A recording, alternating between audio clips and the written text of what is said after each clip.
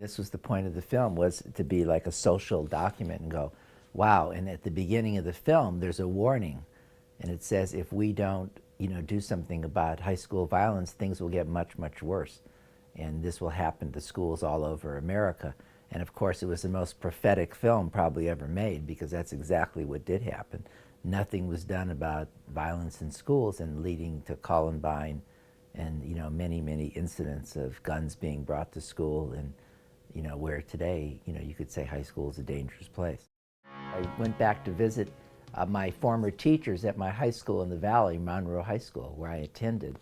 And when I got there, this is back in 1980, I couldn't believe the change, because when I was there, it was very authoritarian.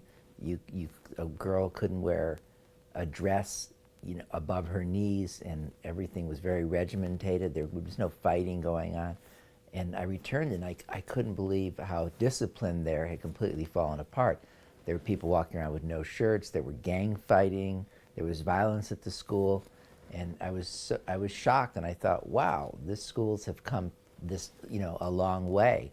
So I started doing research, and I realized that there were many, many incidents of school violence, especially in urban areas like New York or Chicago or Detroit. And kids had been killed in school and crazy things. Nothing like today, of course, but for the time, it was eye-opening. To the lower animals. They never kill each other without good reason. So to me, as high school had changed so dramatically, I thought, wow, that's a good subject. And I was a very big fan of Rebel Without a Cause and High School Confidential, and these 50s kind of exploitation movies about high school Caesar. There were a lot of these movies, and I was like a fan of them. So I thought, wow, this is like perfect time to create something like that. And at first I thought, oh, I'll do kind of a homage to Rebel Without a Cause. But then Blackboard Jungle was like a favorite movie of mine. So I thought, wow, it's like a modern day Blackboard Jungle. And in that movie, of course, they fought with a flag at the end. It was very tame by the standards of 1980, just as if you made this today, it would be, this movie is tame by today's standards. Of course, no one's sawing someone's arm off, but still. Originally, I wrote out this story, and then I gave it to Tom Holland, and he did this first draft of the script. So I would say to him, like, I had read a story about a teacher who brought a gun to school. So I thought, wow, that's interesting. And then he came up with, let's have him like use it in the class. What are you doing? I'm teaching. Can't you see that? And he delivered a very good first draft of the movie. And then it was later rewritten by John Saxon. We went up to Canada, and then I did a rewrite with him, but essentially remained the same. And then Barry Schneider, you mentioned, yes, he did like a final pass on it, really just adding some. He looked at it and said, there should be more like a Clockwork Orange kind of language. That kids should have their own language. Life is pain. Pain is everything. He didn't get credit in the film, which I wanted to give him credit, but he said, well, let me see the movie. And when I screened the movie, he was completely outraged, and he just leaped up and he said, I don't want my name in this film. This is like horrible. This is like, he just was so shocked by the movie, he didn't want anything to do with the credit. Because he had written Roller Boogie for me before, which was like a fun family type movie. So this movie, he was like, oh my God, what have I participated in? Do you have any idea what I'm going to have to spend on a therapist to get him out of this? He doesn't need a therapist. What do you think you are, some sort of a God Almighty?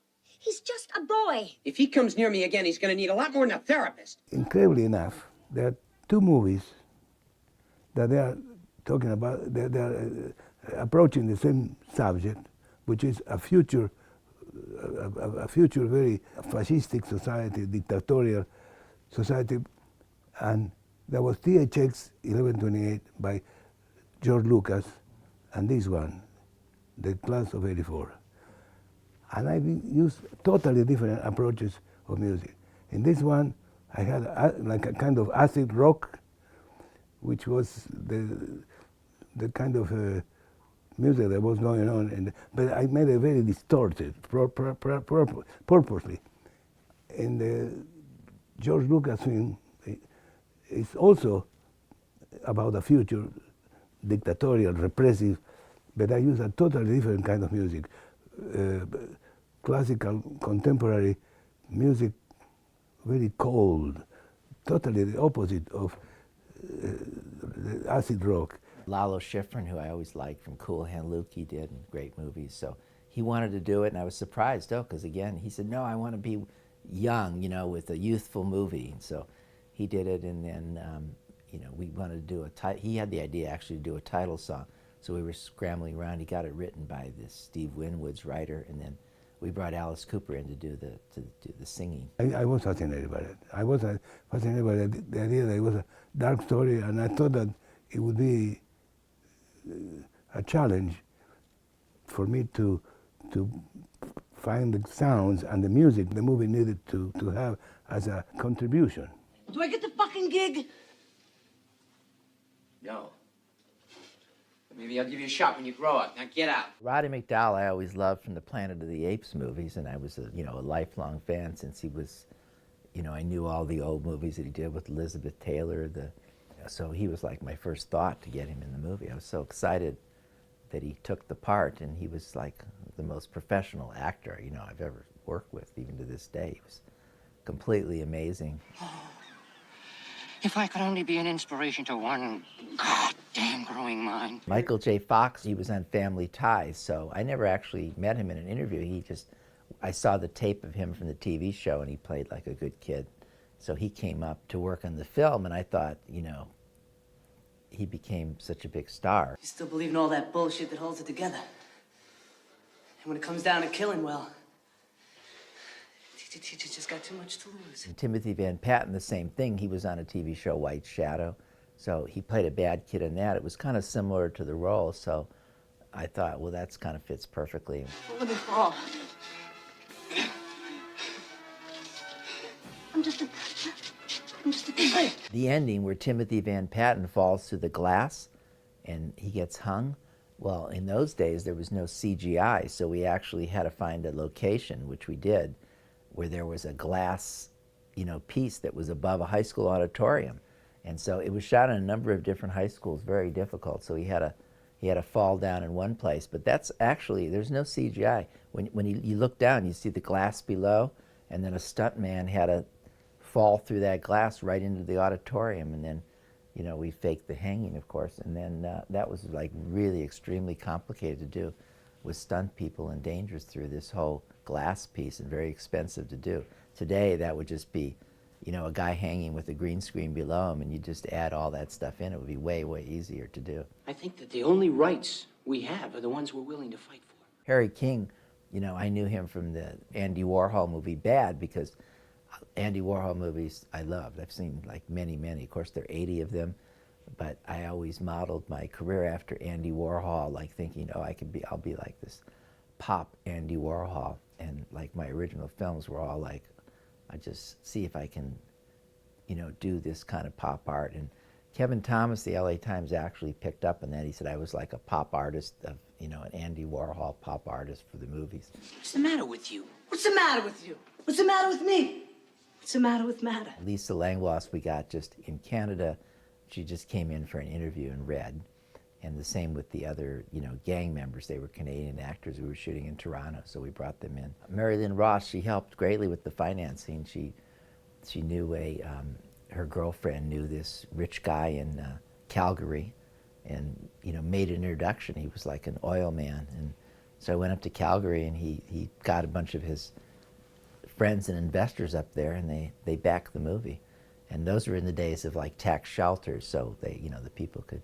It was a way for all his investors to shelter money in Canada. So she made that introduction, and then, she got part of the movie. I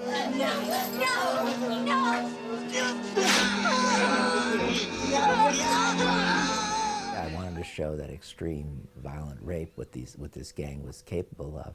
And that became like X-rated version of it in that scene. So I actually cut it back to get an R. But the funny thing is, when the film was released in the theaters, I got the print mixed up, and so the X-rated version actually played everywhere, but it had an R rating on it, but it was actually the X-rated version. I'm gonna cut you, white meat.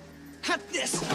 In every movie I do, I like to see the movie first together. I mean, put together as much as possible. I know that once the editing is finished, I like to see the movie at that point.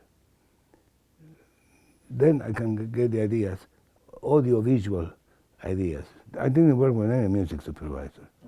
I don't like to work with music supervisor. I don't like to be supervised. I like to, I work with the director. It's an exchange of ideas, and I'm trying to help the director, and the director is trying to help me. But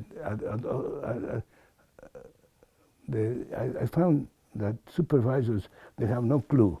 They only want to supervise, and this it's not part of the art.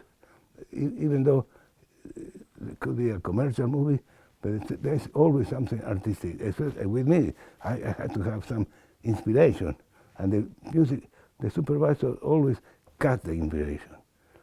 So I like to do my own thing. I don't think anyone will mistake you for Leonard Bernstein, but you look splendid. I never experiment in the movie. I made maybe the experiments before, way before. It could be 5 months, or some musician comes and says, "Lalo, I have here this. Listen to this." Oh, I like, and I put it in like a memory bank, and I leave it there, and see what next project where I'm going to use it. I have many of those things, and even with traditional instruments, I do things that are out of regular. For instance, you have an aluminum block, and I tell the percussionist in this case to play the block not with drums or with kick sticks. I play with bows of a cello, and the sustained sound makes it very unusual and interesting. And I do a lot of things like that. I pledge allegiance to the flag of the United States of America. One nation under God, indivisible with liberty and justice for all.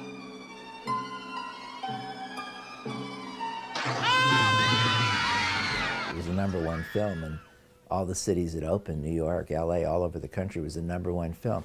And then in Europe, it was very successful coming off the Cannes Film Festival, sold to every country, and you know, it's been a classic now everywhere in the world. And Roger Ebert, his great review, really helped the film and got it, you know, into the United States.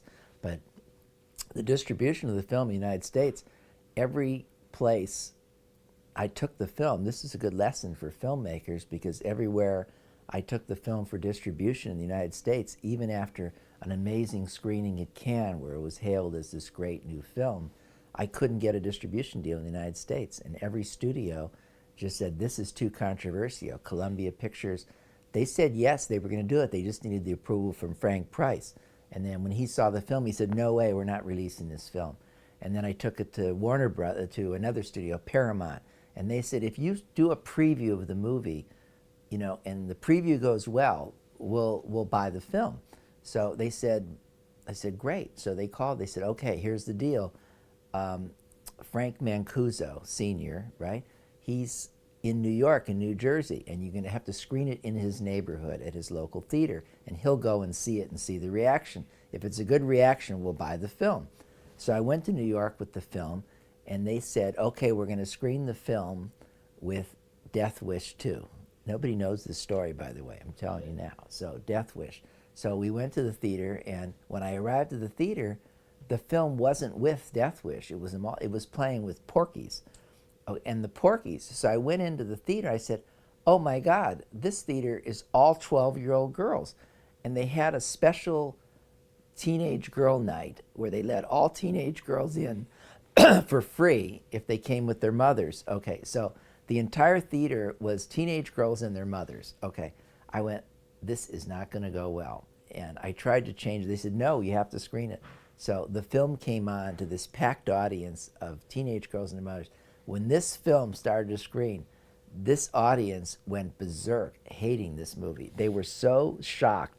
And Frank Mancuso, after the screening, was standing in the lobby, and all of the parents and the kids, they surrounded him, And they started screaming at him, "Is this your fault? Our kids saw this film, there's a nude girl and there's," right? And the thing was a complete disaster. So Paramount said, "This film is too controversial. There's no way we're going to put this film out." And I lost the distribution deal. So each studio fell by the wayside. So I went to the last one, Warner Brothers, and Warner Brothers said, "Tell you what, we like the film, but no theater will play this movie. It's too outrageous." Okay.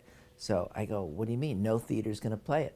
So I said, "Well, if I can get theaters to play it, will you buy the film?" So they said, "Yes, if you can show it to the theater chains, if they'll book the film, we'll buy the film." So I went to New York and I made an appointment with Salah Hassanine, who was the president of United Artists Theaters.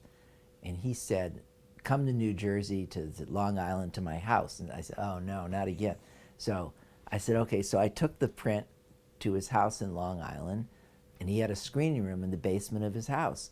And so I screened the film for him and his wife and his son and his family and everybody. Okay, and the film was over, and he said, "I love this movie. This is fantastic." He said, "I'm booking the film." I go, "Well, Warner Brothers, that's all I have to know." So he says, "Come down to my war room," and there was a whole big war room down there with all the theaters in America they had, which was major theaters, thousands. And he said, "Okay, I'm going to play the film like in 1,000 theaters." I go, "Well, I got to tell Warner Brothers." He says, "Are you crazy, kid? You don't need Warner Brothers. You're booking the film to me in the theater." He said, "I'm going to give you an advance." I said, "How much?" He says, $500,000, a check right now, and you book the theater, because I would give them an advance, 500 a theater, and it's going to be 1,000 theaters, so I'm giving you $500,000. I go, "Oh, okay." I wasn't even in distribution. I said, "Okay." I said, "So, but the one thing is, I have a dream to play the film in the summertime. That's when it should play, like in August, before the kids go back to school." So he looked through his calendar. He goes, "Well, I got a film in there now, Best Little Horror House in Texas. It's doing terrible in New York City. So I'm going to pull it and put your film in right now, 3 weeks from now." I go, "What?" He goes, "And I got my publicist, my wife. She's going to do the publicity, and we're going to go right now." And I go, "It's a deal." I signed everything right on the spot. And I said, "Best Little Horror House, that's a Warner Brothers film." He says, "Perfect retribution, is it not?" So, and he put the film in. And when the film opened in New York City, there were lines around the block at every theater. It grossed $1.3 million. In those days, would be like at $2. I think it's like a $4 million gross. It was like an enormous hit, and it just opened in New York. And then he opened it in United Artists Theaters. Like they booked it all across the country, and then other theater chains booked it too. So I self-distributed the movie. Like, how great's that? I took this project like any other project. I'm a professional, and I took it very seriously. And despite the fact that it was, I don't care if it is about kids that are crazy or taking acid, I don't care. I take the thing very seriously and very disciplined. So I had a good time with it. I am developing a remake of the movie, and it's going to be a totally different approach. What is going on in that place? Please tell me. It's going to be in a private school, because you can't, in a public school now, the difference today is you can't remake this movie, because no one would let the kids stay in school. Like in those days, it was a very liberal atmosphere. Nowadays, you want to make a case against a juvenile, you got to be holding his hand while he's robbing you. Well, today, if you brought a weapon to school, I don't think you would last the day at the school. There's so much news and information and liability if you allowed a kid to stay in school after he threatened other kids and so forth. They'd get rid of him. So that aspect of the story wouldn't work today. So, I'm making the new one's going to be in a private school where, everyone's paid off by rich people, so kids can stay. So that's the major shift in what could be done today and what the issue was back then.